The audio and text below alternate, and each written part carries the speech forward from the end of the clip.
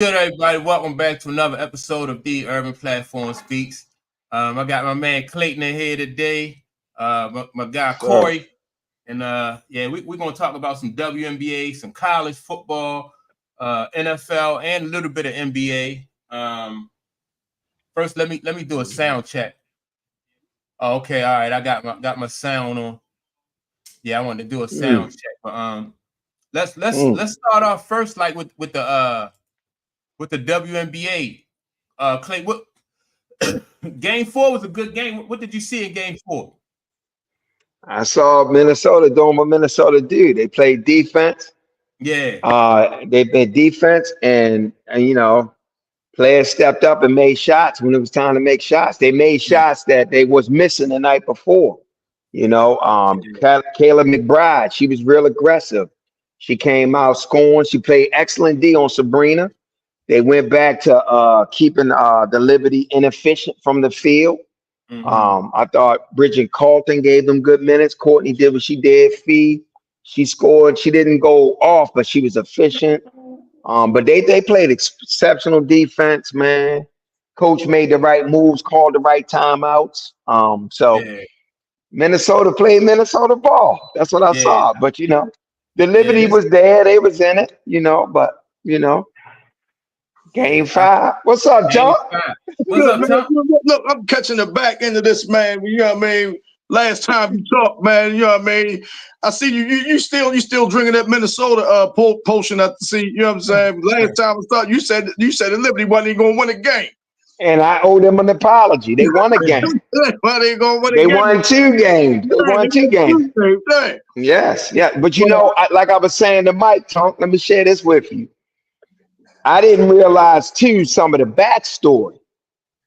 And what I was saying to Mike was, especially after last year, them losing, coming up short, and then the Aces showing them up, humiliating them.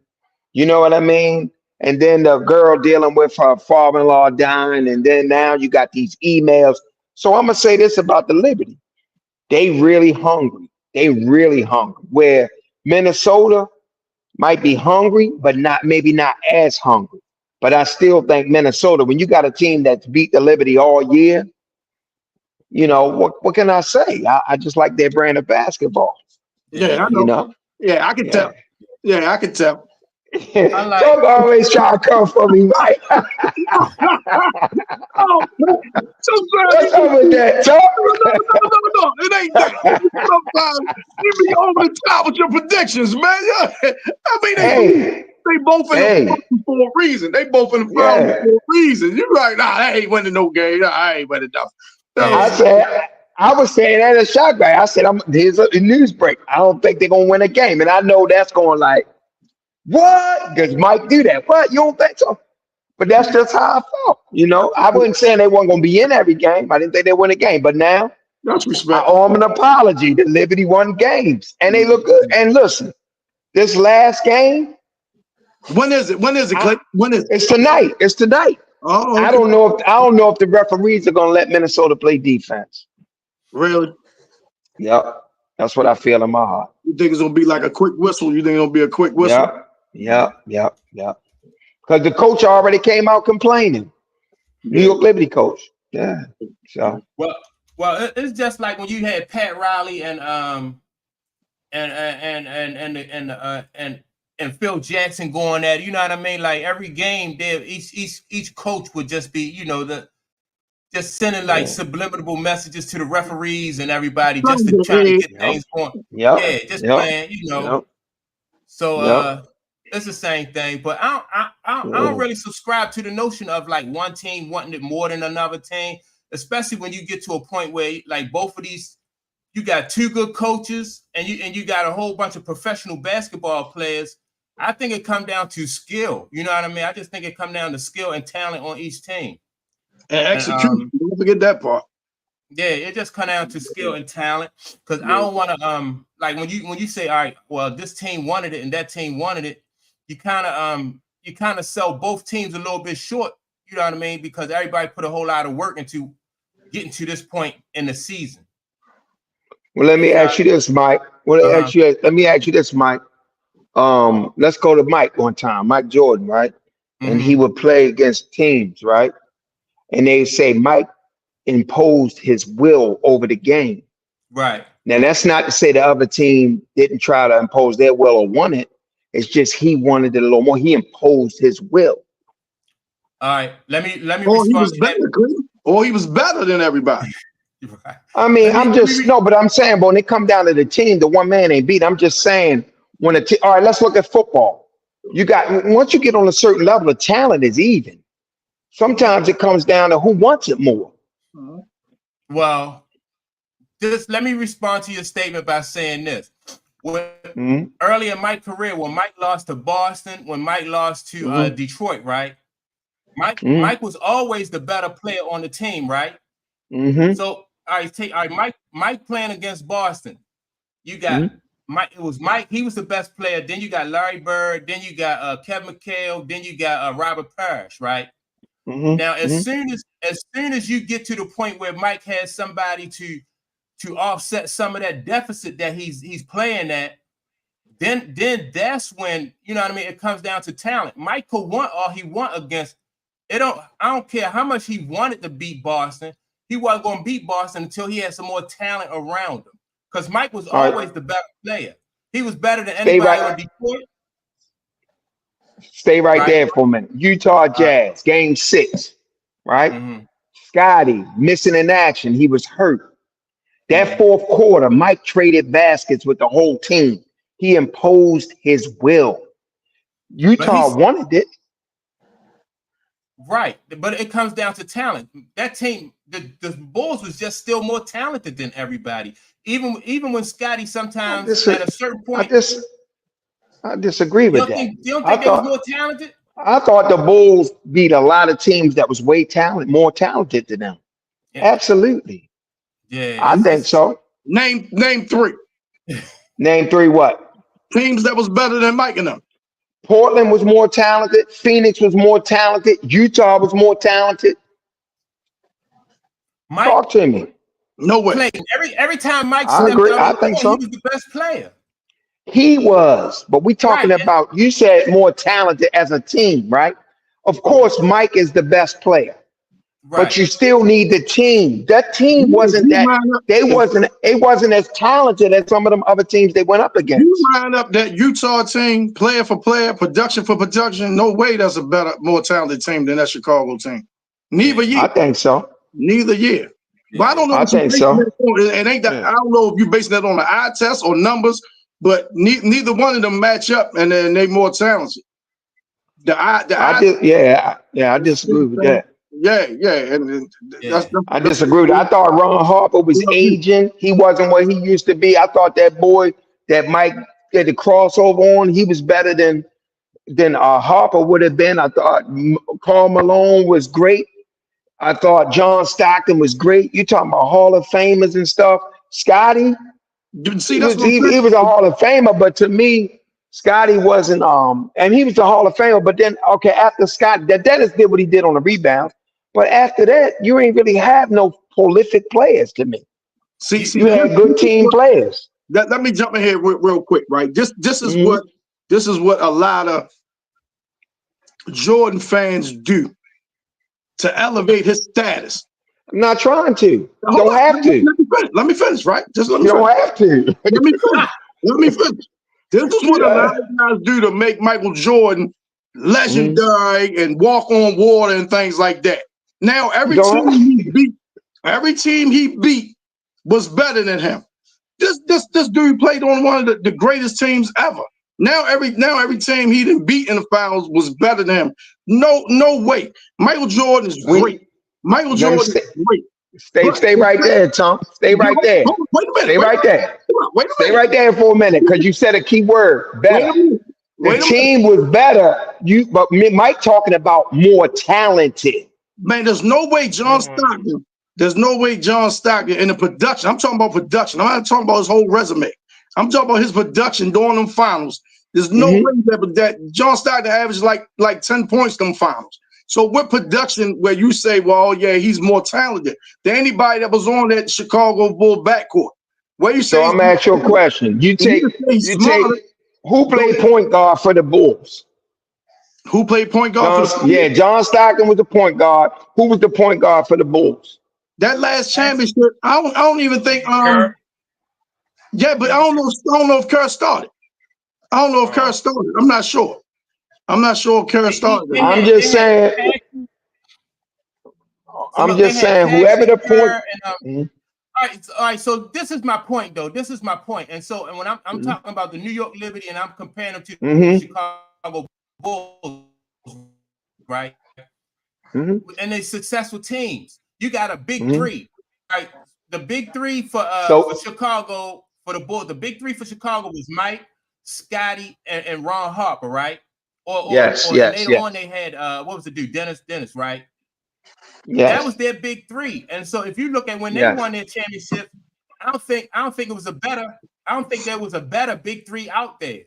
So that's why I said, so when you say want, it to me it comes down to talent. And so all right, so now look at the New York Liberty. You got the New York Liberty, you got Breonna Stewart, you got Jonquel Jones, and you have Sabrina Ionescu. That's their big three.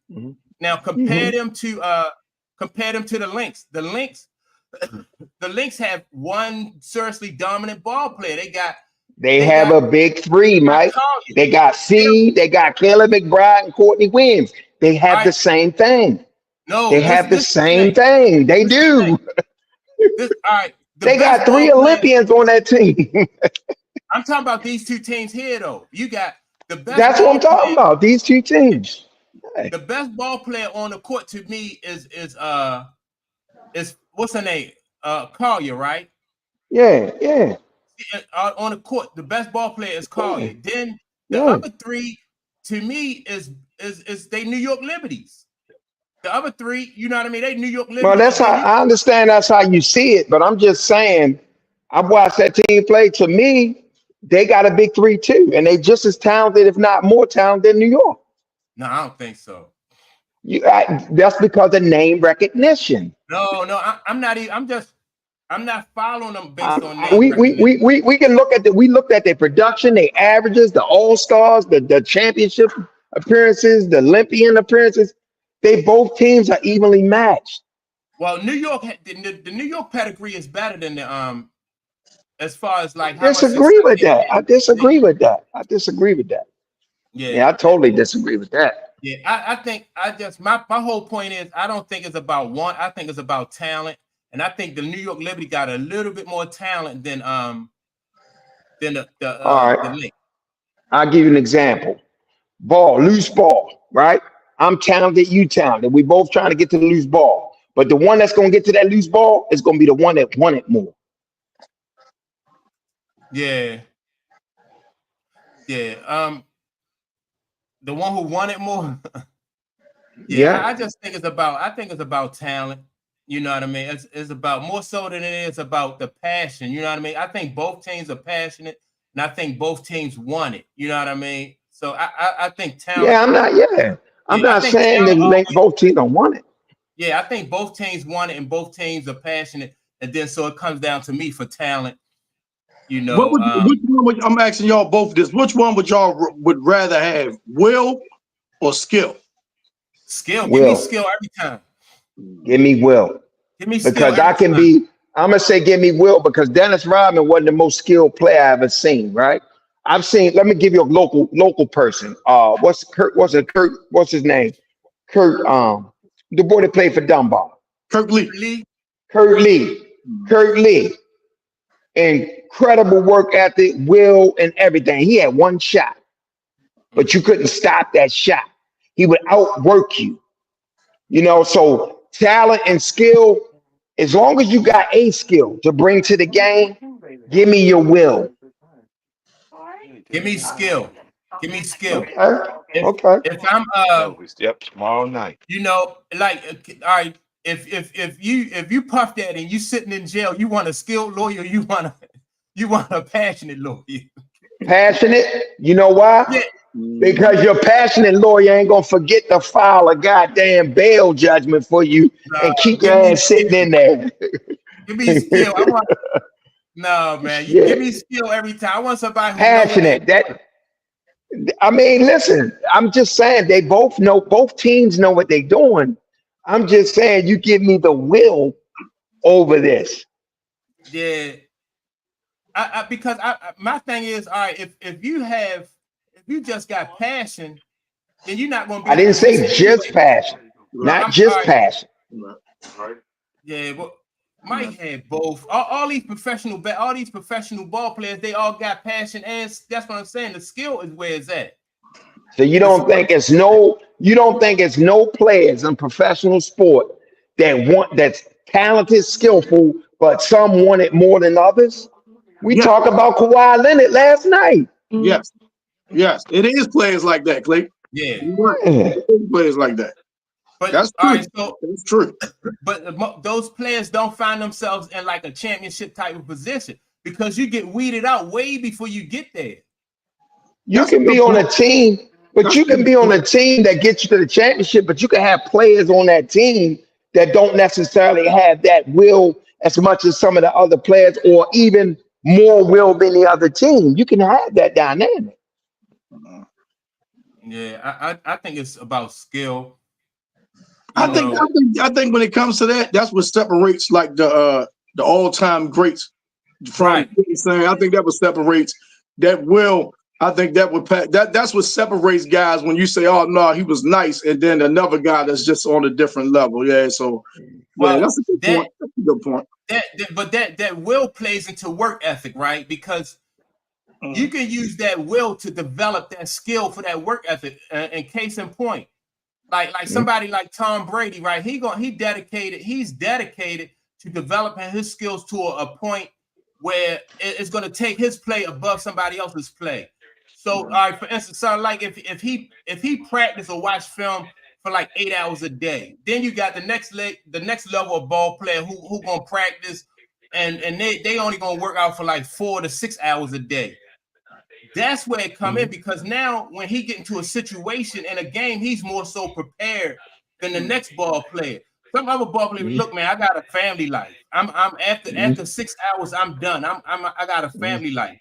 But this dude is making a sacrifice. This player is making a sacrifice That's to go fact. beyond that 4 to 6 hour work. And he be like, I'm gonna work 8 to 10 hours. You know what I mean? So that's where that come in. Yeah. That prepares you for that. That's true. But how about this, Mike? That's true. But how about this, Mike? So how about that? That is a good point. That prepares you for that. But how about this? How about when the game gets thick and now you have to face adversity? What gets you beyond the adversity? That work ethic, you're right. That work ethic gets you beyond that, because I'm saying, because all right, like they say, like fatigue makes cowards out of all of us, right? So When you get fatigued, what gets you beyond fatigue? you start to make mistakes. So when you But get what gets you beyond you start to fatigue? make mental mistakes, huh? What gets you beyond fatigue? That practice, you got to put in that That practice. will, your will gets you, your will, the mental gets you beyond that. But you Yes. got to prepare for that, though. I'm not saying you don't, but I'm just saying all those girls are prepared. Every team, they prepare. But once that adversity hits, it's who can. Muhammad Ali, he was fighting George Foreman, right? He said what George don't know in his mind. He's talking to George in his mind. I'm willing to die for this. You not. And that's how he beat him. How you don't know that George ain't feel the same way? Muhammad Ali was just he was a better fighter than George Foreman. I was about to say that though. I mean, George may have been. He may have been. I go. He may have, but I know Ali felt that way. He said it. Yeah, I don't doubt that. But Ali was just a better fighter. Well, in my opinion. Well, I mean, this guy was younger. He punched hard and everything else. And what made him win that game was mental, not skill. Mental. He applied his skill, but he came up with a mental strategy. George was a killer too, man. You gotta. George was a killer. Yes. Yes. Yes. Jim from up north. Welcome back, Jim. Jim said that John Daly had Tiger skills, but not Tiger will. Tiger's will. No way. Right. Right. No way. Right. Yeah. Phil Mickelson is another one. Mickelson is another one. No way. Yeah. No way. Yeah. They might not have his driving and stuff, but he got that will. Man, did y'all see what Tiger did in one of those? It was either U.S. Open or PGA Championship when he went through that with a torn meniscus, a torn ACL when he finished. That's all will. That's somebody that wanted more. No doubt about that. But he still was better than John Daly and Phil Mickelson, though. He was still better than them. Yeah, they still couldn't match your skill with Tiger. But his mental was rarely the gap. You know, he widened the gap with that. Yeah, I mean, but as far as skill-wise, I still, man, his short game, man, is man, nah, his short game was out of this world, though. You right, yeah, man, they nah, I ain't buying it. Yeah. And his imagination was crazy too, Tom. Right. Some of the shots he shaped and stuff. That's right. You know what I'm saying? That's right. Yeah. That's why I think that I just think that this Liberty team got a big three, right? And I just think that big three is just going to overwhelm the Lynx because they mainly rely on the Collier, the young lady Collier. But they don't, Mike. You selling Minnesota so short, Mike. They don't rely on Collier. You selling them so short. Yeah. They really don't. Yeah, see that girl had 14 points the other night. That was it. Oh yeah. Yeah, that was it. Well, your number, you know. And check this out, Mike. She missed 5 games this year. They went 3-2 without her. Yeah. They don't really. Cheryl Reeves did not build a team to rely on one person. She's the best player on the field, on the court, but they didn't build that team to rely on one. They have a big three. You selling them so short, bro. I'm not selling. That's the same thing with the Aces, right? The Aces are, they got a bunch of talent around Asia Wilson, but she is their main, she their main workhorse. And it's the same thing with the Lynx. It's not the same with the Lynx. They use Asia different than the Lynx use a fee. Fee gets her thing off because of the team around it. You said she get her thing off because of the teams around her? Yes, because of the way they move the ball and the spacing and everything else. Yeah. And so Nikki Rawhide, she agreed with you, Clay. She said, watch the games, boo. Collier, Williams, and McBride, they're the big three. Yes. That's their big three for the Lynx, but I wouldn't. All right, once you get past Collier, I wouldn't trade none of those young ladies or swap none of those young ladies for anybody on the New York team. I just wouldn't do that. Okay. Yeah, I wouldn't. That's fair. That's fair based on the philosophy and how you see the game. That's fair. I give you that. But I'm gonna say this: I bet you Cheryl Reeves wouldn't swap it either because of her philosophy. Yeah, she got players that fit what she like to do. Right. Neither one of them probably will swap. Neither one of them. Yeah, absolutely. All right. So based on what you've seen so far, like who do you think gonna win this game tonight? Then me. Yeah. I think the New York gonna win because I want to know what your buddy. I don't want to know what your buddy Nikki Rawhide. I want to know. Well, I'm gonna say this. I picked the Lynx from the beginning back in August. I'm gonna stay with them, but I'm gonna say this. I feel in my gut that referees are not gonna let Minnesota play defense. Yeah. Well, that's why I said earlier. All right. So most of the time, players when they going into championship type games, they don't even want the referees to become a factor. So they want to try to build up a bigger, if they can get some separation, because they don't want the referees to play a part in their winning or losing the game. Especially you can try, right? You can try, but if I stop you from going to the basket and they blow the whistle, I can try all I want. If you're doing quick whistles, it ain't much I can do against that. Yeah. And plus, they playing in New York, right? Right. Is that why, Clayton? Because they got the home court. That's why you think the referees. Not just that. Some of the narratives in the media is favoring them. You think so? Absolutely. Yes. What time the game, Clayton? 8 o'clock tonight. Yeah. Yep. I think it's 8 o'clock. All right. So. Yep. Nikki Rawhide says that the Lynx have a good chance. They just have to contain Jones, not Sabrina or Stewie. But see, that's the thing I'm trying to say about like having a three-headed monster. All right, so say that they were able to contain Jones, then you know what I mean. Then Stewie and Sabrina, one of those other two is going to open up. See, it's harder when you're trying to defend three people, shut down three people. All right, but let me ask you this, Mike. So how do you stop Minnesota? The Lynx, you have a better chance. The best chance you have of stopping Minnesota is the girl Collier. Okay. Well, they stopped the last game. They didn't stop her. She played excellent defense. No, I'm saying when her every basketball player gonna have an off shooting night, right? Well, we was talking. You was talking about slow. You was talking about containing Jones, the points, and the other ones are going to get off.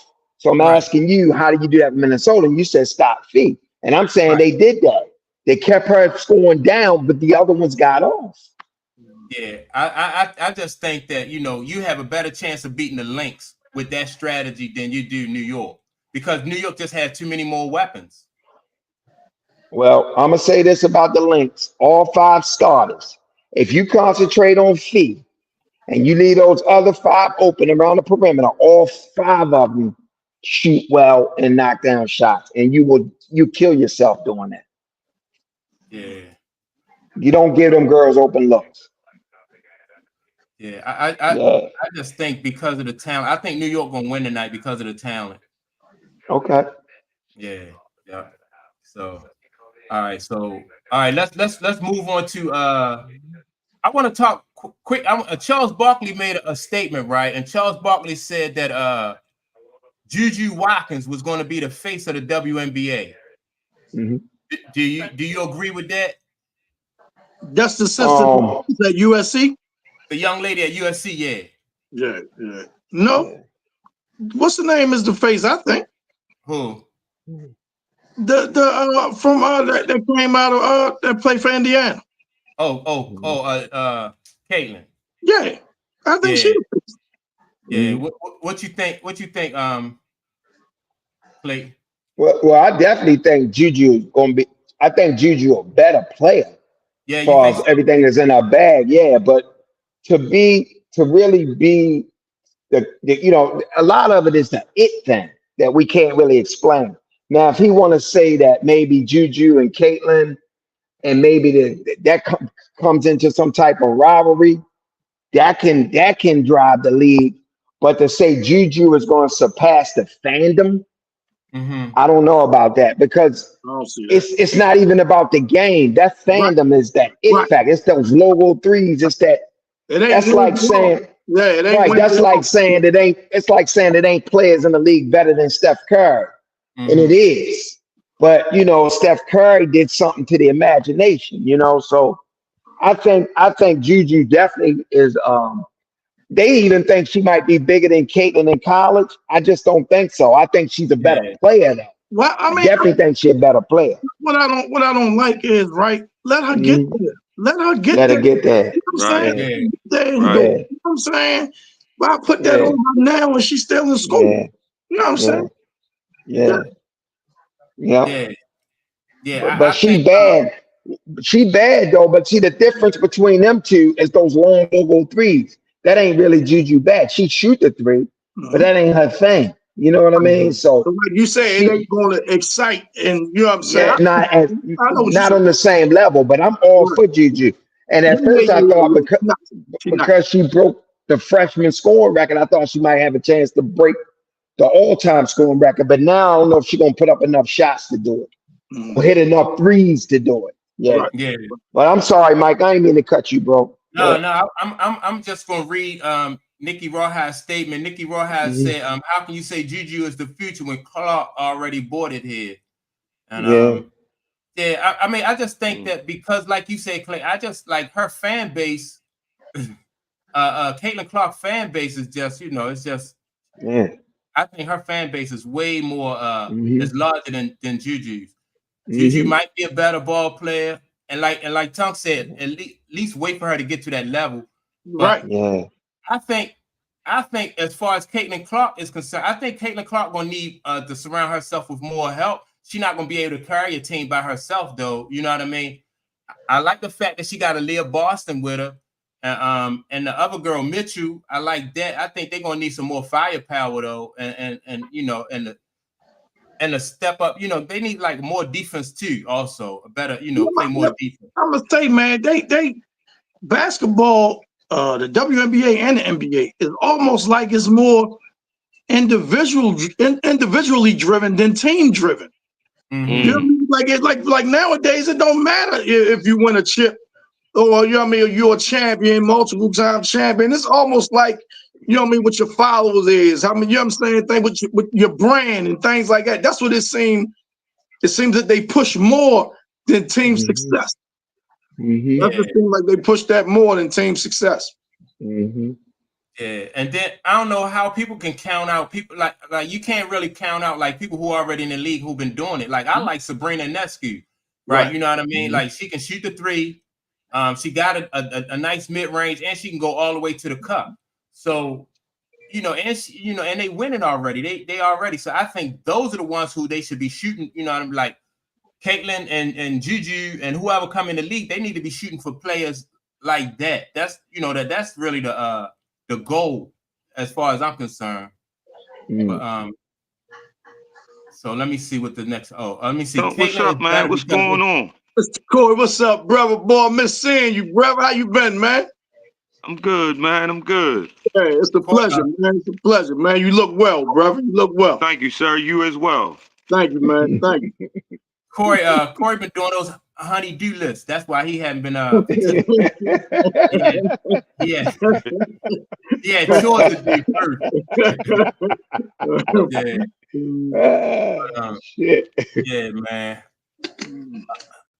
All right, so yeah, it was a statement on here. Somebody said about Charles Barkley eating too many donuts. That's so you know. I missed that one. Yeah, but yeah, I think that Caitlin Clark, they just move on so fast. Like, you know what I mean? Like the next person coming out of college, like so whoever coming out of college after that's the best one now. Yeah, right. That's the best ball player. Right. But see, here's the thing I like about the women's side in college. They mandated to stay until a certain age. So that's why a lot of Barkley trying to project this, because that was her freshman year last year. She got 3 more years. So maybe she could build up that fandom. You know, 3 more years in college, and that's the most watched. But I just don't think her game is so nice, but I don't think she got that thing where it's just fucking with you, like your imagination. I know exactly what you're saying. I know exactly. Yeah. You know what I mean? Yeah, I know exactly. Like it don't capture you. Like I see your point, and that's what'll bring more people. You know what I'm saying? Part of it. You know what I mean? That will bring more people to tune in, though. You know what I'm saying? So yeah, you definitely got a point with that. But I think USC might win a national championship, if not this year, next year. I want to see how they look early in the season and the rest of the talent out there. And don't forget about UConn, man. I think UConn gonna be in the thick of things this year too. Aren't they always? Yeah, that's what I'm saying. That's why Coach still there, right? Gino's still there, right? Yeah, he's still there. And speaking of UConn real quick, man, I'm disappointed in Sue Bird a little bit. I was crazy about her, right? But they trying to bring up this comparison between Breanna Stewart and Caitlin, and the fact that Breanna won titles, right? To kind of diminish what Caitlin has done in college, right? But UConn has always got fucking 12 deep. You know, they win titles at the titles. And I can't stand this idea that all the players and all the media and all the fans have bought into that champion. If you're a champion, that makes you the greatest. You can be the greatest player and not win a title. That's a team accomplishment. That's not an indictment on the individual player.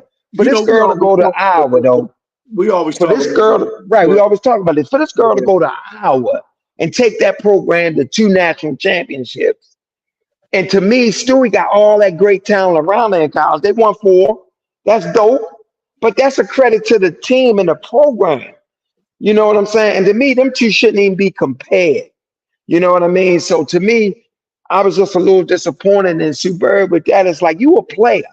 Now, how many players you think, if you poll players, right, outside of the media, and they say, who was the greatest player you ever seen in your life?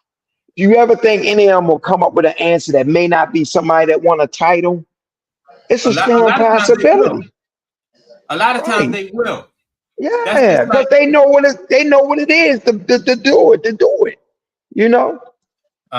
Jim from up north say, how many chips do Steph Curry have? You know what I mean? Like when he played at Davidson, they didn't, they didn't win, Right. I mean, I don't know if Sue Bird was speaking to like the pedigree that, you know what I mean? Like when you come from UConn. I'm about to say, see, she come from that machine, so that's the perspective she speaks from. You know what I'm saying? Right. You're right. Yeah. So she's trying to prop Stewie up. Yeah, I understand, but it's like, I would like to see Stewie take that Iowa team to 2 national championships. Yeah. That's a tall task. That's a tall task. You know what I'm saying? Right. That's a tall task. So, all right. Remember the young lady, what was her name? Della Don. She had an opportunity to go to Della, I forgot her name. Della, she had an opportunity to go to UConn, right? Then she wound up going to Delaware, right? Now, she didn't even do what, and she a baller. She didn't do what Caitlin Clark did at college. So yeah, I mean it's tough. It's tough to take a jump. It is. Put her on the mat. You know what I mean? And like I said, I don't know her whole name. I know it's Della Don, and she. That's the last name, Della Don. Yeah, Della Don. Yeah. She won a championship with the I'm gonna say the Wizard with the Mystics. So it's hard to take a program and put them on your back. Yeah, she just announced she was gonna take some time off too, didn't she? Didn't she just announce that she was taking some time off? I don't know. Della Don. I thought she said she was taking some time off. Is she even still in the league? Say again, Mike. I don't even know if she even still in the league though, for real. Okay, all right. So maybe that's what it is. Maybe she just. But I thought she said she was taking some time away from the game or whatever. She seems to be one, man, that she's a player that's good at it, and she can make a living doing it. She had fun doing it, but that's not like her passion. Yeah. She's not like her passion. It's a lot of people like, man, I can make a good living doing it. I'm good at it, but it ain't like you say, Clayton, it ain't my passion, ain't my life. Right. I live and breathe it. You know what I'm saying? Like that. Yeah. So, all right, let's one more thing I want to talk about. Clayton, let's talk about what you said about the NBA and the WNBA as far as the the owners. Yeah. Well, New York Post reported that so everybody, it's been out that the WNBA is going to lose $40 million despite all the new attendance, the new eyes, the new viewership, and all this stuff. They're still going to lose $40 million. It's $10 million less than they anticipated, so that's kind of better. But we was talking about how the W has seemed to be not really highly motivated and growing the league because they're being subsidized, so to speak, by the NBA, right? Well, New York Post reported that the NBA owners are becoming very impatient with the WNBA and Adam Silver, because Adam Silver is the one negotiating the deal and got the owners to invest into the WNBA. So they starting to press him, wanting a return on their money. So this whole idea that it's just subsidized, we okay with it, we don't. No, they're starting to look for a profit. They want money to come back and a return. So even though they're getting this new media deal and stuff like that, the WNBA does have bills to pay. And those owners do want their money back in return. And they're using James Dolan, the Knicks owner, to press Adam Silver about this. So that's real interesting to me. Why they using him as the front man, Clayton? Why they using James Dolan as a front that I can't say. That's according to New York Post. But obviously James Dolan don't mind being the villain, maybe. Okay. You know, and maybe the influence, maybe it's cachet in the league. Who knows? It's almost like the NFL when they use Jerry Jones to push certain shit, or Robert Kraft. You know, and Al Davis. Remember how he was? You know, a maverick. That's so maybe it's one of those things. You know. Yeah. That's interesting. But I didn't know about that. Yeah, that's interesting. Yeah. So now I don't know if these contracts and everything, even though the new money, you know, and this is the thing that's really interesting. The NBA owners want transparency in terms of the WNBA, their books, their finances. Obviously, they bought into an idea Adam Silver push, and there's no transparency. They don't even have transparency on what's going on with the W. And they growing a little. But what I'm saying is, right, if Adam Silver got every owner in the NBA, like, man, this is part of it. We need everybody to kick in, I don't know, 10, 20 million or whatever. Did he tell him, like, look, there's going to be a minute before you start getting a return? Or do we say, man, you just blindly pay this for forever? And you know what I'm saying? That's weird. That's weird. Right. But it was always, the narrative was always they subsidizing them. Sometimes, and I thought subsidy was just, you know, like with the farmers, I was talking to Mike, they pay you not to do something. They're not really looking for gains from that because I'm stopping you from doing that because I'm getting it from here. That's right. Right? But the NBA, I don't see that. So I don't really know if that's a true subsidize. To me, it sounds like they invested in that league. It's an investment. Yeah. And they want to return. That's right. Yeah. That's right, Clayton. That's exactly right. Yeah. It ain't it's investing. Yeah. So with all right, so now that these arenas are being filled up now because of the excitement of the league, right? But so that's not enough. That's not enough for them to really turn up, you know, like putting butts in the seats. That's not enough for the W to make a real profit. Right. They need they need like more media deals. Or are they stopping, or because the NBA owners want their return, the WNBA can't really turn a profit because they got. That's it. You know what I'm saying? Because you got to pay. You got to pay your bills, so to speak. Yes. You know Yes. That's what it is. See, the NBA know that they got this new media deal. Right. So now you start hearing the whispers. All right, now. Right. We need to get a return on our money. That's right. So before you start looking at that as your profit, you got bills to pay. And now maybe these contracts for the women might not start going up exponentially right away. Like everybody thought because but the players union is already threatening to walk out a walkout if they don't come to a collective bargaining. And they already been on record saying they want rev shares. So this thing could get messy, man. It sounds like it. It sounds like it. This thing could get messy. It sounds like it.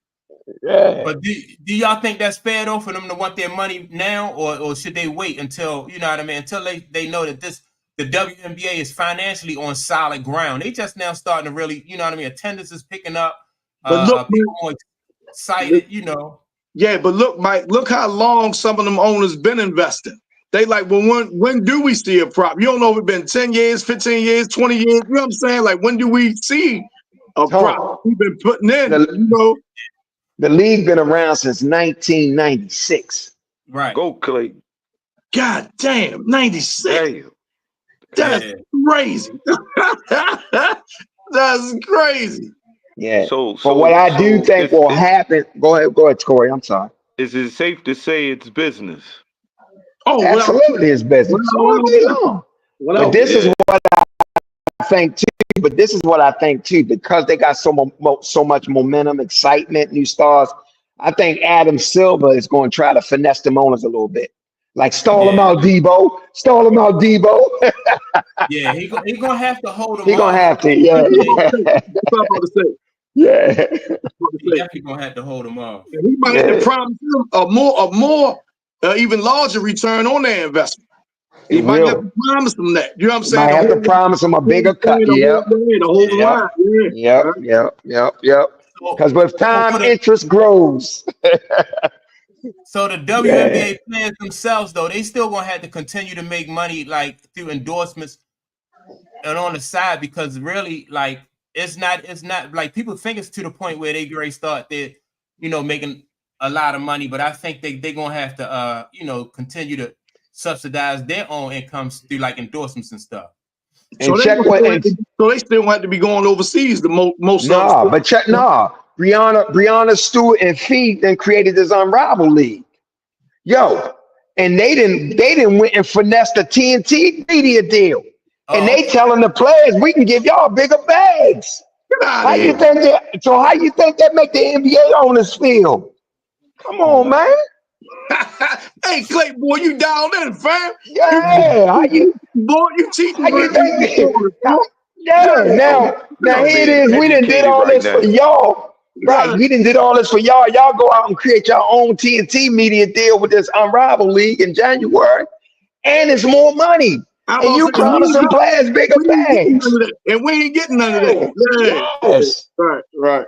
Well, wait a minute. But the question is, how can Brianna Stewart and Fee go out and get that kind of deal if the WNBA couldn't get that kind of deal? Then?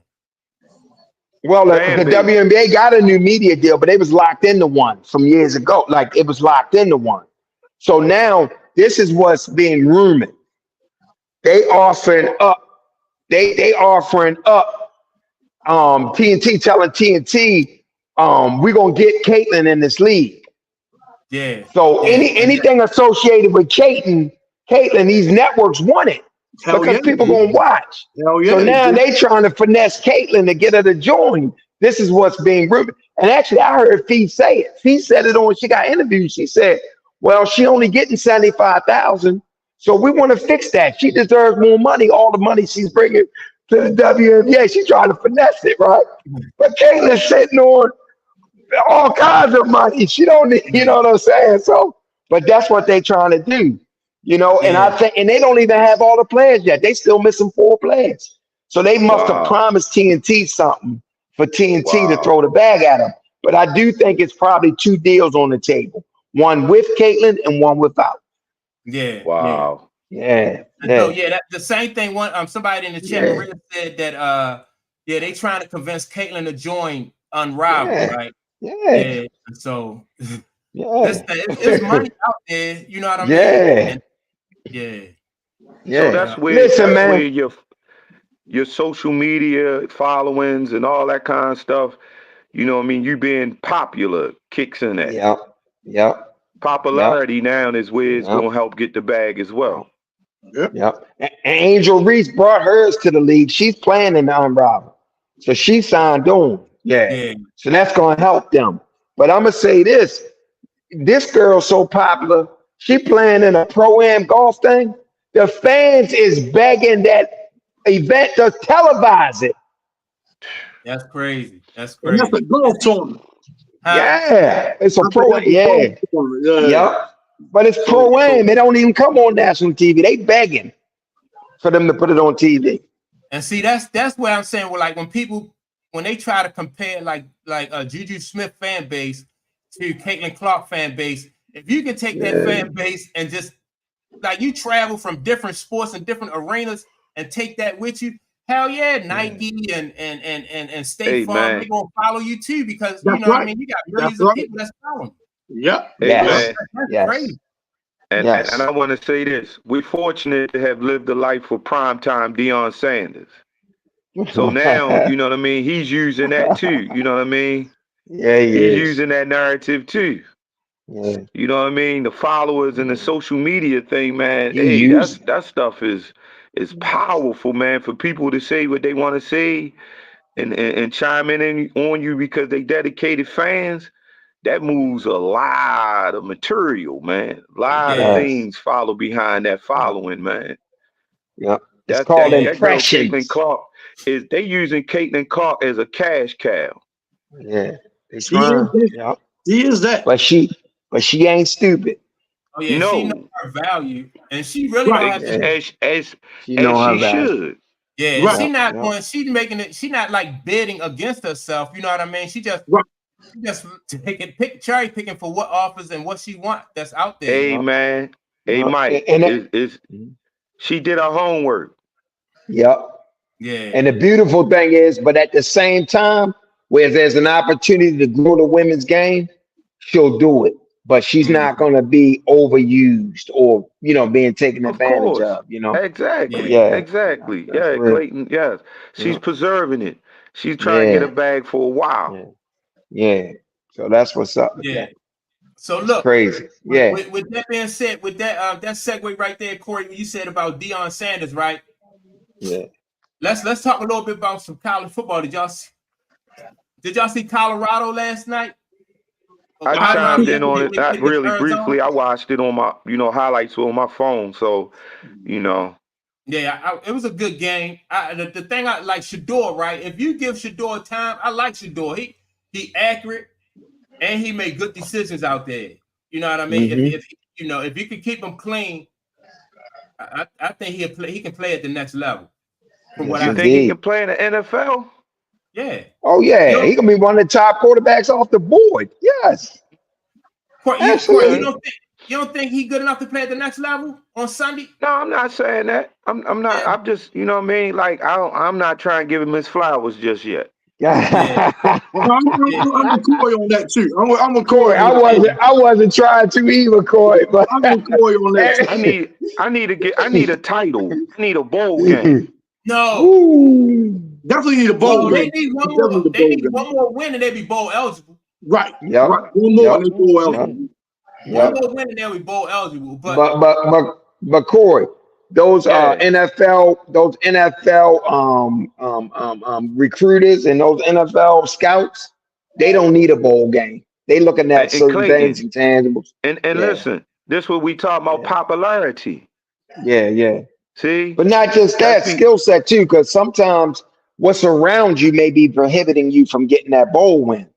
But that don't mean I can't understand and dissect your talent and what you bring. And I can look at I'm gonna say this.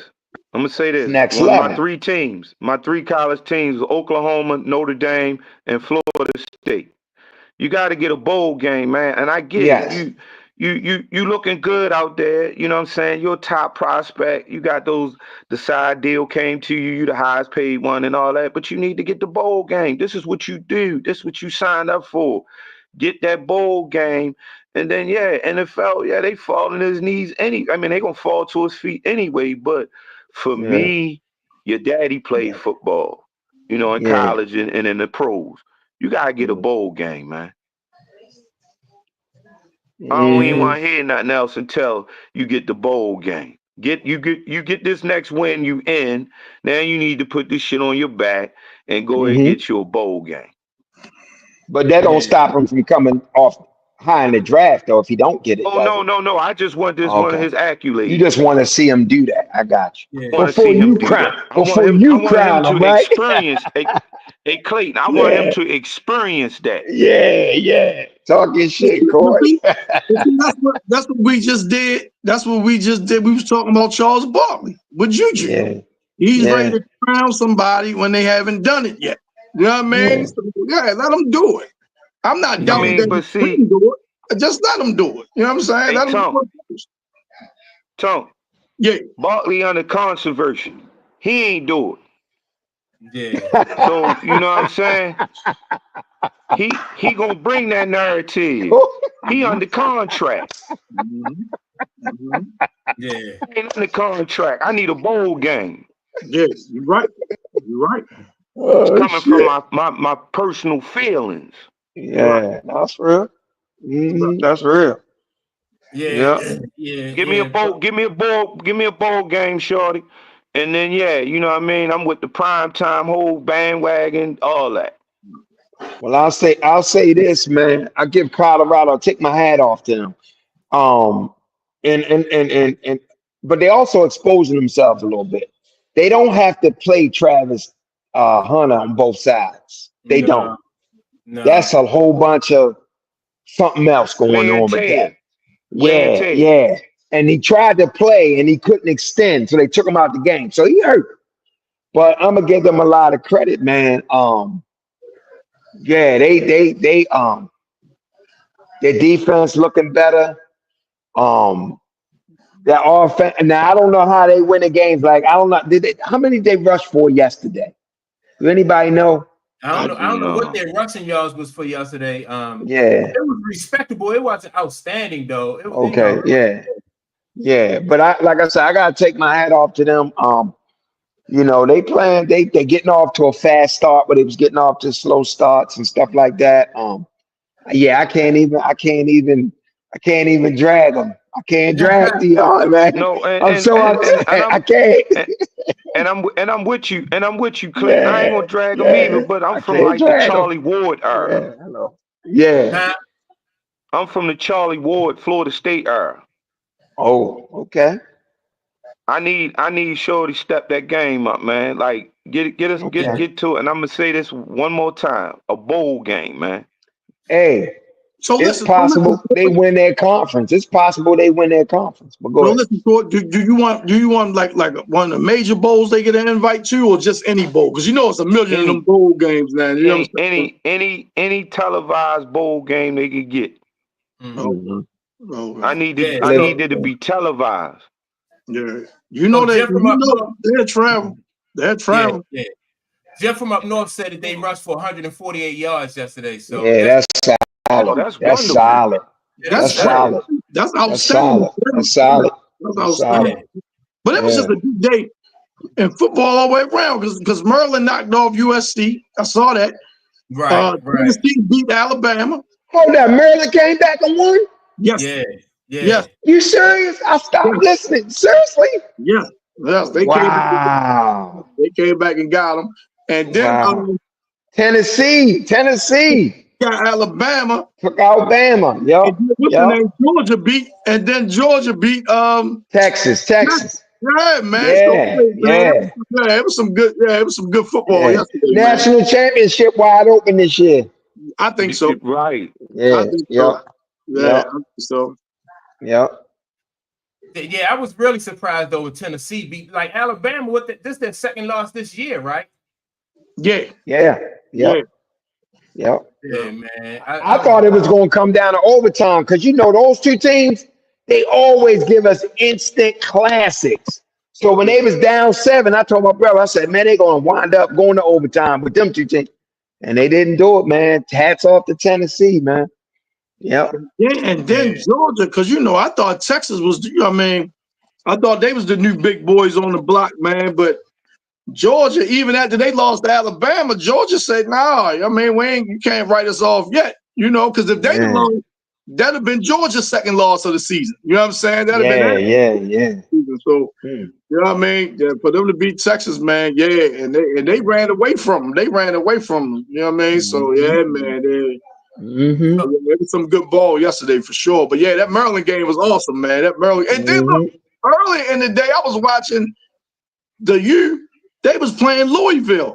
They was going up and down the field on that game, man. I was watching Miami wound up winning, but man, they was going up and down the field scoring at will, man. Yeah. Louisville was moving that ball on them. I saw that. They were. So it was some good games yesterday. So now, what do y'all think about? Jim says he thought the portal would kill college football, but it seemed to be the best thing. What y'all think about the portal? Do y'all think it seemed to be like spreading that? Like it's not allowing those top teams to hoard all that talent. You know what I mean? That's what I like about it, Mike. That's what I like. That's what I like about it. But I think it's creating parity. I think you should only do it once, man. They got some guys, man. They in the portal every year, man. Some guys with their third and fourth team and stuff like that, man. I think you might have to put a little cap on that part of it, but the fact, man, that them guys, man, you're like, nah, I'm leaving. I'm gone. You know what I'm saying? Yeah, I'm going. I agree, Tom. Yeah, that's how you get it. That's how you get a Notre Dame to come out and lose to their first week against an unranked team. What's that team? I forget the team that beat them. That's how you get stuff like that. Get some excitement going, man. That portal, man. Yeah. But Notre Dame has looked good this year, though. They did. They looked good this year. Yeah. But I'm just saying that first loss, that team ain't had no business beating them, but obviously they did because they did it. But you know what I'm saying? Normally, your early schedule, you out of conference, you lesser teams, but this team come out of nowhere and beat them. You know, so that was good stuff, man. Plus, I want that brother to do well up there. The coach, man, I want him to do well up there. I ain't no big time fan like my man Corey, but I want him to do well because that brother got that job. I want him to do well up there. Oh, absolutely. Yeah. So, Nikki Rawhide says that top teams ain't playing with urgency anymore. This year, top 12 teams get in the playoffs. Do y'all think that? Y'all think they playing with urgency? I just think it's a lot more parity, and because they are, you got so many people moving around. Mm-hmm. See, it's two ways to look at it. Some people say, "Oh man, you ain't got to worry about it," because you know what I mean. It's 12 teams in, but say like a team that has 2 losses, and you like, well, they might not get in now because you might have a team maybe of a lesser conference but with a better record. You know what I'm saying? So they might get the nod over a team, you know what I mean, the SEC or you know what I mean, one of them other bigger conferences, the Big 12 or whatever. They might get the nod now because they got an undefeated record, as opposed to one of the other teams and they got 2 losses or whatnot. You know, so do they still consider strength of schedule? Yeah, I'm sure they do. I would think they would. I would think they would. But even with that being said, I don't know to what extent. You know what I'm saying? Yeah. Because the way it's set up, man. They let 12 teams, and the things that a lot of people thought, including myself, if they letting 12 teams, then that means 6 teams from the SEC getting in. You know what I'm saying? With that SEC bias, with that, you know what I mean? With that, with the bias, Well, they're gonna let 6 in, and I don't know if they're gonna do that now. You know what I'm saying? I don't know.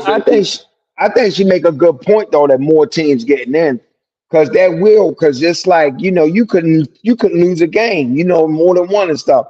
So it does change the landscape to some degree. And don't forget FanDuel and DraftKings. Talk to us, Corey. Why? I'm just saying, man.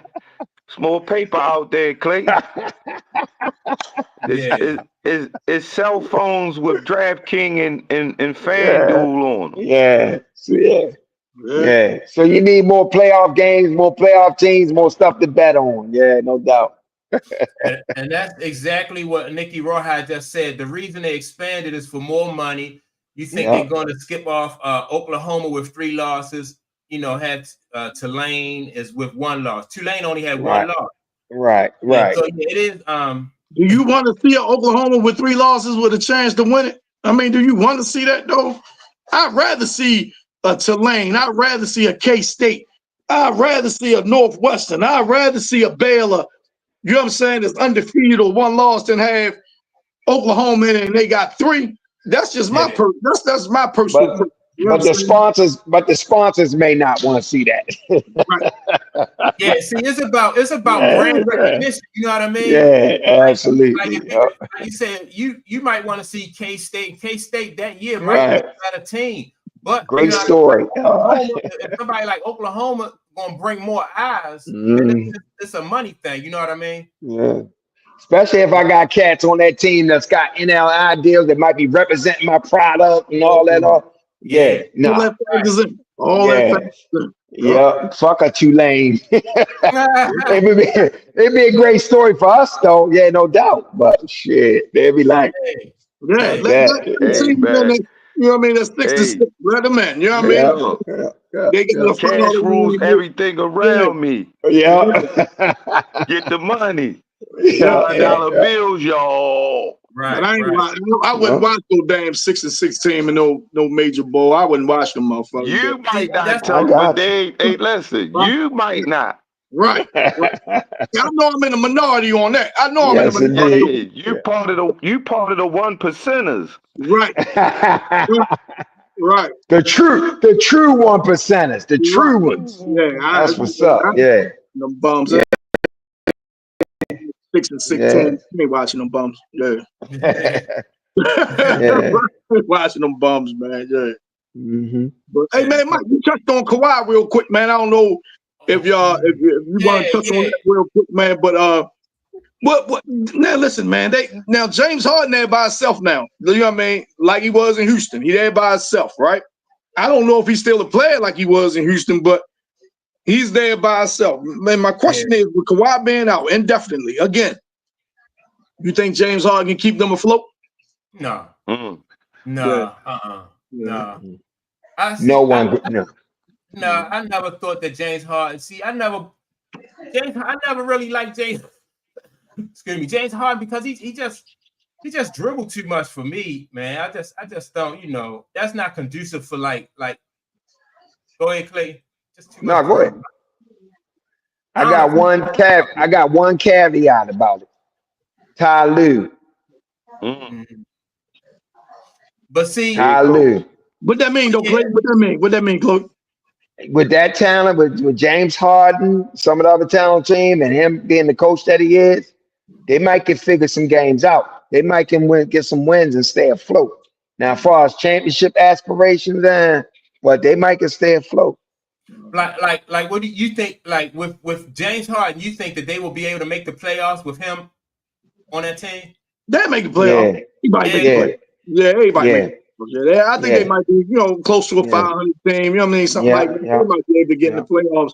But man, Kawhi, man, I think, he didn't go to the the Olympics because of the knee.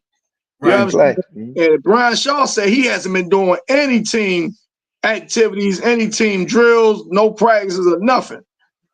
I think this guy, man, I think his career, man, I think it's different, man. I don't think we'll see the same. Ask Mike what I said off camera about him. Hey, he said the same thing, right? But I think personally, I think he's just injured, and his legs and his knees won't allow him to. But y'all think that you think he's sandbagging? No, I got some insight. I think it's like a degenerative type thing, and I think it will never get better. Right. That's what I don't think he's sandbagging. I just don't think he's gonna get healthy. Go ahead. I got some inside information. I don't know how accurate it is, and I'm not going to disclose my source. But someone says he has a type of injury that a doctor can't necessarily say it's not an injury, but it's not necessarily them diagnosing him with it. Say that again. Say it again. So I got some inside information that he got one of them kind of injuries that nobody can tell him that he's not injured, but it's not nothing showing up. Oh, wow. Okay. Like a back or something. Like, when people say, well, tell them your back hurt. Ain't no way for them to tell you it ain't. It's one of them things. That's what I was told. I don't know how accurate it is, but that's what I was told. Right. So I got you. I just think it's about him. Maybe he's a great player. He's already accomplished. He won a title, couple titles, MVP in the championship, and he's got the bag. I think now it's just about him collecting the check and chilling. But his money was guaranteed anyway, though. He don't really have to stay. Mm-hmm. I don't know. Yeah, but I'm just saying I don't think he want to play basketball for his money anymore. Yeah, as much. Yeah. What you think? I can see that. You think his career over with though? What do you think his career over with though, Tom? At his best, I don't think we're gonna see Kawhi at his best anymore. You understand? But then he's gonna be in and out the lineup, come back 20 games, and they gonna have to sit him and rest him. Because the only thing that's gonna help him is rest. But then when he feels better, he come out and play a few games. It's like he's taking steps backwards. You know what I'm saying? So you gotta rest him again. And it's like a cycle. It's like a cycle, man. So I don't know, man, but it's unfortunate, man, if he really is injured like that. And that just go back when the Spurs was trying to, say like, man, get out there, you ain't hurt, like Clayton said. And he like, no, something is wrong. And then Tony Parker, like, oh man, my injury worse than that, whatever. You know what I'm saying? But something is, like I said, I think it's degenerative. I think it's just something that's just get progressively worse the more he plays on it.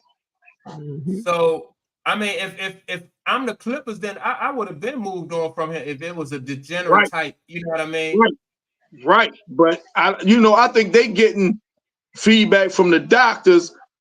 And I just heard a dude say it on the interview the other day, Friday. He was like, well, man, they're hopeful they got this plan in place and Kawhi's accepting, what he has to do. Well, I mean, What other position would he take? You know what I'm saying? He didn't got paid. You can't just say I'm not doing nothing. You know what I'm saying? He would have to buy into whatever program, you know what I mean, to rehab them they got in place. He would have to buy into it. You know, so I'm gonna go through the motions. I'm getting paid. I'm gonna go through the motions.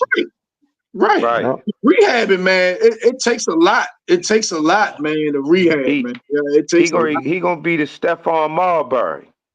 What you mean by that, Corey? What you mean by that? He just gonna get the bag, and then he gonna bow out gracefully. Steph was he can still participate in activities and stuff like that. I believe this injury was his way. Yeah.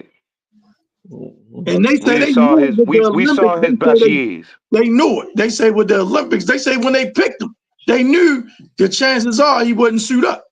Yeah, they say the chances are. But see, Clayton make a good point. It seemed like Kawhi want to be like off the grid type. He want to be, because they showed him, I think he was in Belize or something. They showed him, you know what I mean? He dressed like the locals. He got a little pickup truck, you know what I mean? Yeah. He got a trailer full of fruit. He driving around town. Hey man, listen. Look how far he thought he was off the grid. Right. And you just spoke up. He was in the league. Yeah. He wasn't off the grid far enough. Right. But I think that's the type of life he want to lead, though. I think that's the type of life he want to lead. That's why I'm saying we saw his best years. Right, that's true. Man, already checked out. That. Hey, look, it was like Ricky Williams. You know what I'm saying? They find you no matter where you go. That's the perfect example of somebody I was saying earlier. Like, man, I ain't in love with this. It's something I'm good at. I can make it decent. Let me take care of my family, but and you might be tired of it because of your injury. Yep. Injury shit, man. Hey, once you jumping out of gyms, we can say, go back to like even Dark Road situation. Yeah. You hopping out the gym, and then you blow your joint. Like, boom, your ACL gone. Yeah. Man, this stuff is like, after a while, you look at the money, you say, all right, okay, I'm still guaranteed this. But man, this joint, this leg killing me. Let me just, fall back for a minute. If he still got love for the game, but I don't think he has that love for the game. I believe it's his health. And unfortunately, he is guaranteed. And then, just slide on out, He got, like Clayton said, he got a championship. That right there is where like that passion and the love for the game. That's where that passion that come in, because you want to work. That passion and love comes right there, because you got to have love for that game in order for you to work through that type of rehab. You know what I mean? To get back to the game. So do Kawhi Leonard have that type of passion and love for the game that make him want to work through those type of injuries like that? It don't seem like it. Yeah. It don't seem like it. And that's a legitimate question. You know what I'm saying? That's a legitimate question, but it doesn't seem that way. And you can't fault them one way or the other. You know what I'm saying? But it doesn't seem like it. So while we on basketball, let's stay here while we on basketball, if y'all don't mind. So who's the favorite going into this season? Give me two. Give me one in the East and one in the West. Who y'all guys the favorite? Out the East, I got Boston. Pretty much. In the West, I think the Joker, and I think Jokic's never going to be back in the West. I think the Joker never I can't really argue that. I can't really argue. What you think about Philly with Paul George up there? You know what I'm saying? I don't think Paul George is going to make a big difference in Philly. Really? I don't think so either. Not because of Paul George. I just think Embiid is the problem in Philly. Yeah, he's a big part of the problem. But let me talk about the Spurs, because I like what I see in the Spurs. Jim from up north said he you gotta like the Spurs, and the reason I like the Spurs is because I think that Chris Paul, even though he's 63 years old, I think he's a good addition. He a good look for Wemby, right? Because he's going to teach Wembyana how to move without that basketball, and he gonna be also a good influence for like other guards coming to that team and let them know like how to navigate, how to run that type of offense with that type of big man. And so I think the Spurs gonna be. I don't know if they're gonna make the playoffs or anything, but I think they're gonna look good this year. With what I was gonna ask you, what about defense though with the Spurs? I know Wemby got a long wingspan and everything, but what about defense? You mean like on the perimeter? Just period. Team toughness, defense. As long as you got a rim protector, man, you know that helps erase a lot of stuff. You got a rim protector and Wemby, that helps erase a lot of things, right? But I'm not even familiar with a lot of people on their roster. I'm not familiar with them.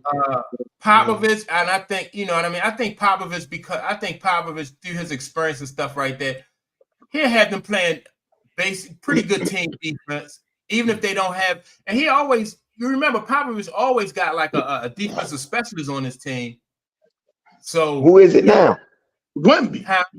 Wemby. Yeah, he's the defense. Like I wouldn't want to put that much load on him. If you got a rim protector, man, you know what I mean. A lot of teams don't have that. If you got a rim protector, man, you know what I'm saying. That's a good start. That's a good. He could be a good, great two-way player, but I don't want to make him my defensive specialist, so to speak. I need a dog that ain't really looking to score and just be. Man, whatever I can get out of him, I want everything out of him. I don't want him just focused on one aspect of his game. I mean, you want him to be two-way. I'm saying I don't want him to be my defensive specialist. No. That's what I'm saying. He gonna have somebody like more so like a swing player.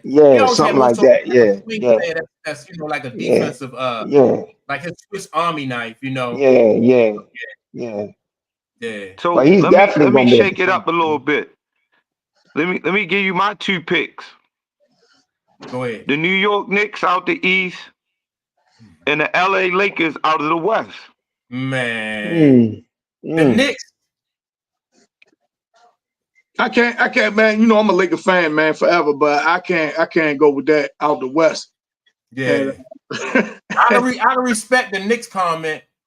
And Corey, you crazy, boy. Hey, Corey. Hey, I'm about the block, Corey. Hey, man, listen. He's crazy. Listen. I'm staying with the narrative of the followers and the cash flow. The cash and the followers is over there in LA. They're the Lakers. I tell you one thing. Carl Anthony Towns, man, the money he's getting paid, that contract he signed a couple years ago, he coming to the Knicks. You would expect him just based off his numbers, his size, his skill set. You would expect them to make a difference. I don't think he will, though. I don't think he will. You know what I'm saying? I do. Let me just say this, right? Even Amon Shumpert, he made a point, right? He said that in that high pick and roll where you got Carl Anthony Towns and you got Brunson. He said that combo, that duo right there is not really gonna scare anybody at that level, because all you really have you can sag off of one and play the other, because it's not like you're gonna see something that's unstoppable with those two. Like, for instance, if you had like what's the other duo? When you had what's the duo from the Jazz? You had Stockton and you had Malone, right? Malone, yeah, right? Malone. That was a deadly duo. But these two right here, I don't think that's I don't really see that. I think, man, it's gonna create that space in that boy Brunson that he need. Yes, he gonna make that work for him. He gonna hey Mike, he gonna make that work for him.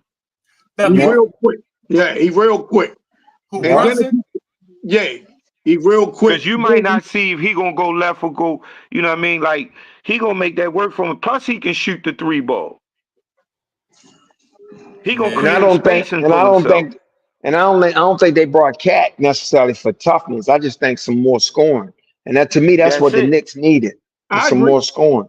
Because that's not his game anyway. But they're already a tough kid. Yeah, you got that boy Hart. You got them other guys. No, You made that correctly last time, though, Clay, because they were saying that was their problem. They ain't have a second score, so to speak. They ain't have a score. So Carl Anthony Towns should provide that. But is that enough, though? See, would that be enough? I mean, only time will tell. Yeah. So who did they lose to? Did they make it to the Eastern Conference Finals last year? No, they lost to Indiana. Remember, they lost to Indiana that round. Yeah. It might get them to another round. I mean, that series was close, right? It came down to the final game, right? I think it was 6, but Brunson got hurt. Okay. Remember, he got hurt. Remember, he got hurt. Yeah. I don't know. Yeah. And then they was dead in the water. Once he got hurt, nobody could score. That was a wrap. Yeah, they was dead in the water after that. You know what I'm saying? They couldn't do nothing. Hey, look, Mike, tell Jim we saw that coming. Tell Jim we saw that coming with the Timberwolves. Right. Look, hey, as soon as I seen Jim say the T-Wolves, I just busted out laughing. Right. Yes. The T-Wolves you think Randall gonna help them? You think Randall gonna help them? Yeah. I think DiVincenzo. I like DiVincenzo. Yeah, DiVincenzo. He was talking shit. He was talking shit to Brunson Favre on the bench. Yeah. Ain't that his father? Ryan, what's his name? Brunson. He was talking shit to him. He said, "This what happened when they let you run the show."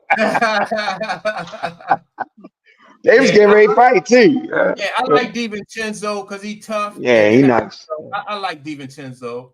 I didn't like the fact that New York got rid of it. They let him go. I thought New York he fit their chemistry. You know what I mean? But they got Miles Bridges though. That's why. Because they got we ain't know that last time. Remember we was talking about it. They got Miles. So that makes sense now. That DiVincenzo would go because they got Miles Bridges now. Yeah, so that it makes sense that they would trade him because they got him. So all those guys and he's another one that can play the same school, right? I know Josh Hart, Brunson, and DiVincenzo. Okay. All in went to Villanova, huh? Damn. Okay. All right, let's go over to some NFL, right? It's some good games coming on today. I think the Seattle and Atlanta, that's gonna be a good game. I like Atlanta because you know what I mean. What's the quarterback name? My guy from the Vikings. What's the dude name? Kirk Cousins. Kirk Cousins. Yeah. I like. Also, I like the quarterback from Seattle too. Though I like Gino playing well, man. Gino playing well, man. Gino playing well. Yeah, man. He is, man. Gino a solid quarterback in the NFL, man. He's a solid quarterback. Yeah, man. He really is. So now, who y'all like in the game though? Like, what team y'all like in the game between Atlanta and Seattle? I'm going with Seattle. I like Seattle. Yeah. I like Seattle. You too, Clayton? Yeah, I'm because I think Seattle. I'm gonna get Seattle a nod because of defense. That's what I think they might slip. Their defense, man, and they seem to stay true to their identity, man. They want to run the ball and they want to play tough D. See, it seems like they don't really deviate from that. So I like Seattle. All right, yeah, cool. I mean, I'm the only one going for Atlanta then. All right. All right, so now this gonna be another good game. We got Detroit at Minnesota. That's gonna be a good game. That's gonna be a good. That's gonna be a good game. I might gotta get an edge to Minnesota because they playing at home. But if Detroit, it's a division game, man. If Detroit beat them, I wouldn't be surprised at all. I'm going with the Vikings in that matchup. I'm going with the Vikings as well. Yeah, I think what gets them over is home field, man, because Detroit, man, is tough, man. Detroit is tough. And Brian Flores, that defense they playing. So I can see them doing some things, confusing golf a little bit. You all know that Aaron Glenn is defensive coordinator for Detroit. Remember Aaron Glenn, the defensive back, man, played years ago. He played with the Jets. He was a defensive back, man. He's the defensive coordinator for Detroit, man. I thought that was real cool, man. I thought that was real cool. Yeah. But if they stop Detroit from running that football, it's over.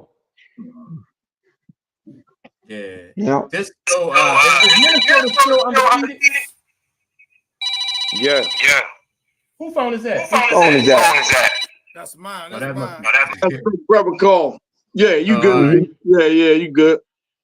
So Minnesota is still undefeated though. Yes. Yeah. They still undefeated. That's gonna be a tough game. I gotta check that out. Mm-hmm. All right. Now Philadelphia is at the Giants, right? So it's hard to figure out Philadelphia. It is hard to figure out, man. If they don't win, man, that coach Soriano getting fired. Yeah. Right. If they don't win, he getting fired, man. I think he on the cusp already. I don't have no faith in the Giants. I don't have no faith in the Giants. Yeah. I think Philadelphia gonna win, but they still hard to figure out. They are, man. They want to be a running team. I think they should focus on more so the run game than the pass. But they seem like they want to be a passing team when they got a dynamic running back. Yeah, and they're not playing for each other right now. They're not playing for the coach. They're not playing for each other. They ain't playing for the coach. They ain't playing for each other. They're not playing for the coach. Already checked out on him, man. I think they already checked out on him, man. But if my guy played today, was AJ Brown? Did he play yet? Yeah, he played last week. Okay. He played last week. I know he caught one touchdown. Yeah, I don't know if he had one. Yeah. He's a difference. He's a difference maker. Ain't no question. Ain't no. They should smash the Giants if he in the lineup. Yeah. They really should. Yeah, I think they're gonna feature Saquon. You know what I mean? Almost like absolutely. I think they're gonna feature him a lot. But yeah, Philly should win the game. Yeah. All right. What about? I'm gonna go with Philly too. I can't. The Giants just don't have. Yeah. The Giants that's just. But Giants don't have nothing. Yeah, it ain't nothing to say with them. Yeah. They don't have nothing to scare you. Yeah. What about all right, so the next game, Tennessee at Buffalo. Buffalo. Yeah, I like Buffalo at that game. You know they traded for Amari Cooper too. Yes. Yeah, so that was huge. Yeah. And I like that trade better than Adams. See, that's what I'm about to say. It kind of flew under the radar because of, the Adams trade. But yeah, man, they went out and got Amari, man. So because they knew they still got to get the boy the quarterback up. They still got to get him a solid target. You know what I'm saying? So them to get him, man. Yeah. I think that was big. I think that was big. That was big. Yeah. And let me see. Yeah, they got their boots. They got their boots smoked. They better go out there and get them a premier receiver. Yeah, they have to. Josh Allen is in the Lamar Jackson class. Yeah. Literally, they came out. Yeah, literally. Yeah, they came out together. Yeah. So you gotta respectfully, you gotta do something. You know what I mean? Well, they had to make that move because the Jets in their division. True. And the Jets went and got Adams, so they had to counter that because they still trying to make sure they solidify their division. And Clayton, yes, where they been at the last 3 years since Josh Allen been in there? In the playoffs every year, battling. They almost beat. They went into the division. They almost beat the Chiefs last year in the playoffs. Almost seconds ain't good enough. I'm just saying, you asked me where they've been. No, right, but that's what I'm saying. They still not at the dance. No, they didn't make it to the Super Bowl. Right. So that being said, so that means Houston should be one of the favorites to get there with CJ Stroud, Stephon Diggs. I like them. I love them. Joe Mixon. They should be absolutely. Yeah. And you better keep your eyes on them. That's going to be like over there. That's going to be like a show. That's going to be a show. Yeah. What about all right? So the next game we got is Miami at Indianapolis. The coach. I'm going with Flacco. I'm going with Flacco. I'm going with Flacco. Yeah. I like any team Flacco on. I'm going with it. Man, get to the Cleveland game so Clayton can tell us the bet on him, man. Get to the Cleveland game. No. So Clayton can tell us what to take, man. So listen, I told Mike the other day, and listen, Pump, guess what? The 9.5. I told you take America. Yeah. That won. Yeah. That won. No. That ain't the point I'm making. Whether you win or lose. I know, but that's the only reason. That's the context. That's the context in which I told you to take the Browns last week. No. That's not the point I'm making. You don't do that with no other team but Cleveland. That's the point I'm making. You only do that. That's not true. And listen, my battery running thing, so I'm gonna give America my pick this week. Take the Raiders in the 7. Who they playing? America. The Rams. They playing the Rams. They playing the Rams. Okay. Yeah. Okay.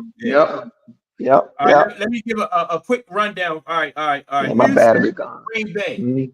To that Green Bay. Who y'all like on that? Ooh. I'm gonna go with Green Bay. You going with Green Bay? I like Green Bay because I like their quarterback. I like their quarterback too. I like Houston quarterback. I like CJ. I like both young quarterbacks. But I think I might take Houston. But I like both quarterbacks. But I think I'm gonna take Houston. Yeah. Joe Mixon, man, he's the X factor down there, man. Joe Mixon, I think he is. Man. He really is, man. Yeah. And you ain't gonna tell me Joe Burrow don't miss him either. This the game right here, Cleveland at Cincinnati. I think it's a no-brainer right there. I think Cincinnati gonna win this game. And I take Cincinnati gonna win the game, but I take Cleveland and the points in that game too. What's the point? I think it's up there. I think it's like 9 or something. Oh, it's 9. I thought it was 7. It's something crazy. Yeah. All right. Yeah. All right. Let me see. The Las Vegas Raiders and the Rams. Clayton already said take the Raiders in that one. What you think? No, take the points. Take the points in that. I think the Rams gonna win. But like you say, if you're a betting man, which I'm not, if you're a betting man, you know what I'm saying, you do that. Because the Rams still banged up, man. The Rams still banged up, so they not healthy. So. Mm-hmm. What's up, Corey? Who you got? I'll go with the Raiders. You like the Raiders? Yeah. All right, so let's say Now what about this next game? Carolina Panthers and the Washington Commanders. Washington. Yeah. Yeah, that kid in DC special, man. He's special. He really I like him. I like the kid in DC. He played a good game against Baltimore last week. That was a nice game he played. Yeah, it was. Baltimore just was the better team. Yeah. Pause that real quick. Pause that Carolina team. Mm-hmm. I think that's what I want to get to. I think the best thing for that boy was to sit back and watch a veteran play and learn a position, man, instead of being thrown in the fire like that. Mm-hmm. I think, Andy Dalton, he never was no world beater, nothing like that, but he's a professional. And I think my man Young is up there. He's learning how to be a professional quarterback in the NFL, and I think that was the best thing for him. You disagree? I think the team. I just think he needs to be in a different system, different team. I don't care who he watching. You don't think I don't care who he watching. You don't think they're playing better since I ain't talking about winning. I'm talking about just the team itself. You don't think they playing better since he's been on the bench? With Dalton out there? Yeah. A little bit. Yeah. A little bit. If you seen them, they've been playing a lot better. You know what I mean? They improving. Yeah. But did they win games? Have they won games? I think they won one game or something like that. But the team ain't good. I'm just talking about at that position. It's been an improvement, a major improvement. Yeah. Yeah. But I can see that. I can see that. That's what I'm saying. I ain't no Andy Dalton fan. I mean, get out of here with that. Yeah. But I still think Bryce need to be somewhere else. I think he need to be somewhere else. I always like Andy Dalton. Even when he was at Cincy, I dig Andy Dalton. Right. Yep. He was at Cincy. He had a stint with the Cowboys. He played well when Dak was down. Remember? You know what I mean? That was last year, I think. Last year or year before. Yeah, he played well when Dak was out. So yeah, he's a professional. You know what I'm saying? Quarterback. And if you're saying that you're a rookie, you be a little overwhelmed, man, and you got somebody next to you saying this is what you do in this situation, and you know what I mean, this how you get out of it, this how you turn things around a little bit, you know, focus. I think that's a good thing for any rookie. Right. Yeah. No doubt. So all right, the next game, Jim already already said the Chiefs, he like the Chiefs to go over the Niners. And Yep. No, wow, he said Chiefs go down to the Niners. He said Chiefs go down to the Niners. Yeah, he said. Yeah, he said he go down to the Niners. Yeah, I'm picking the 49ers. I ain't gonna never pick Kansas City. I don't care if they play Philly. I ain't never picking Kansas City, so I'm picking the Niners in that game. Yeah. Well, I'm gonna say this. I'm with you, Tom. I'm gonna say this. My lips to say it.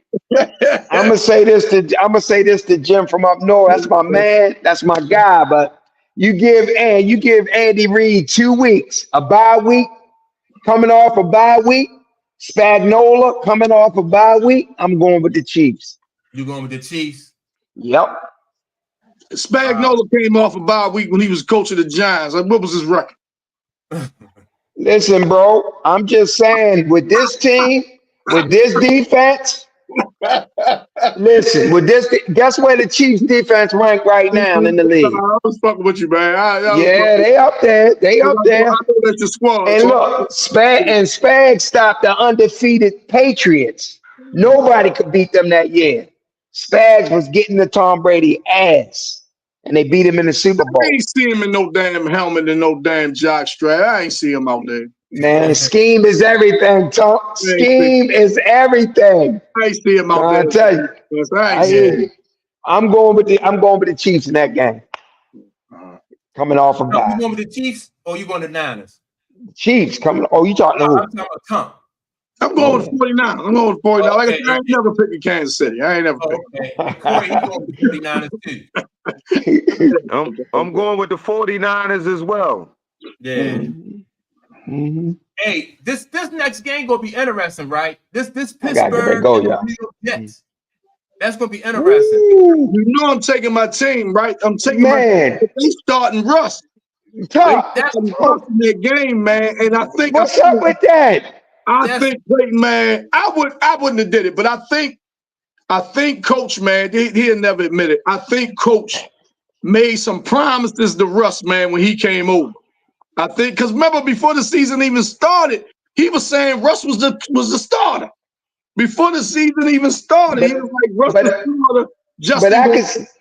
I can see that because of the resume, the 2 Super Bowl appearances, 1 Super Bowl. I can see that when he coming over, he a veteran, he's a starter. But not now. Right. Yeah. This dude only didn't turn the ball over twice, man. But see, the dude Pickens, he whining a lot, so maybe this is coming forward a little bit. You know what I mean? Get out there and throw him some ball. I wouldn't know. I wouldn't do shit. The ball not coming out on schedule, stuff like that. It's things he missing in the past game. I get it. I get it. Yeah, I just don't understand. That's right, Jim up north. We're gonna kill Ron. We're gonna kill him. Yeah. He ain't the same player he was, man. Aaron ain't the same player he was, man. It's becoming more and more evident every week, man. He can't avoid that rush, and TJ Watt and them coming for him. He can't avoid that rush like he used to. And like you say, if he's throwing the ball in 2 seconds, but you know what I mean, that's only 3-4 yards. But I'm gonna say this: Russ gonna have his hands full going against that Jet D. Definitely. I'm not all that confident in Russell Wilson going in this game. Well, you made the point. You and Mike made the point last week. I think that I never even looked at it, whereas though Justin Fields is able to avoid pressure. Russ won't. You know what I'm saying? Where Russ won't. Yeah. We will see, man. But that Jets defense is top notch, though. That Jets defense. And you know, Pittsburgh offensive line is suspect. Right. Yeah. You know what I mean? So why you want to put Russ behind that? Right. Right. Yeah. And I'm totally out on Najee Harris. I'm out. Yeah. I'm tired of saying how good Pittsburgh rushing attack. I'm out on that cat. I'm done with him. He had a good week last week, but I'm done with him. I told my homeboy, I said we was on there talking real bad about him, and his backup, the brother we talk about, his backup is back in the fold. Now you see something productive from him. You seen him a little bit production. Yeah. So maybe that's the spark that he needed. That guy being healthy, that guy being healthy behind him. Maybe that's the spark he needed. But I'm kind of on the outs with him too, man. You know what I mean? He don't run as hard as I think he should. But he ain't quick. Look, I gotta get ready to watch football, gentlemen. Yes, sir. Yeah, hey, Corey, it's good to see you, bro. Yeah, man. Good to see you too, Cap. Hey, Mike, thank you for sending me the link this morning, man. Appreciate you. Man. Yeah, man. We got to get that court, man. You got to come back, man. Don't disappear. Oh, yeah. Hey, man, I'm on board, man. But listen. It's football season now. It's Ravens season. Be going out shoot pool on Saturday getting drunk, man. It'd be hard to get up on Sundays, man. Yeah. I hear you, boy. I hear you. Mm-hmm. That's what it is. But, and my battery on 8% too, Mike. Yeah, man. I appreciate y'all. I got to sign up. Jim from up north, appreciate you. Time, John Morgan, who else? Paul, appreciate you. Nikki Rawhide, appreciate you for tuning in. Yeah, for sure. Let's see. AJP, appreciate your participation. Everybody else, man, who participated, we appreciate you all. Y'all. Hope y'all tune in next weekend at 11 a.m. What's good, Clay? To all of to the WNBA refs, let them play. And that WNBA game comes on what, 8, right? 8 o'clock prime time. I can't even watch. It's on ESPN. Oh, okay. I'm at Eve. I'm gonna have to holler at G-Day and sit down there with him or watch the replay of it. But y'all enjoy y'all football, fellas. I love y'all, man. Appreciate the book plug too, Mike. Thank you, man. No problem. Y'all be good, bro. Stop coming for me, Talk. Stop coming for me. All right, Mike. I'm out. All right, Clay. Appreciate you. All right, man. We out of here. We're going to go check this game out. These games out. Appreciate everybody who tuned in, participate, and don't forget to like and subscribe to the channel. And we will check y'all out on our next live episode. Is every Sunday, 11 a.m. And like I said, appreciate y'all, and we are out.